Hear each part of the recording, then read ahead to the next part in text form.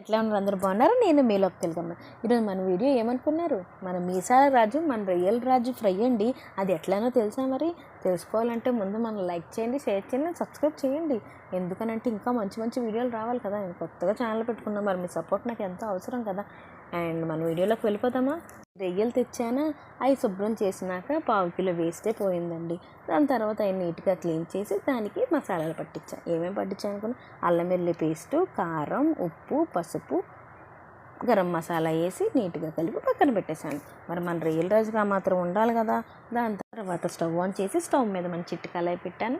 చిట్టి కళాయి వేడైనాక దాంట్లో కొంచెం ఆయిల్ వేసి, ఆయిల్ వేడైనాక మన మసాలాలు పట్టించిన మన రొయ్యల రాజుని తీసుకొచ్చి దీంట్లో వేసాను. అది ఫ్రై అయినాక దాంట్లో కొంచెం కారం, ఉప్పు, మసాలాలు వేసుకొని ఫ్రై చేసుకొని స్టవ్ కట్టేశాను. దాన్ని తీసుకొచ్చి గిన్నెలో వేసుకొని టేస్ట్ చేస్తే ఆహా సూపర్ ఉంది.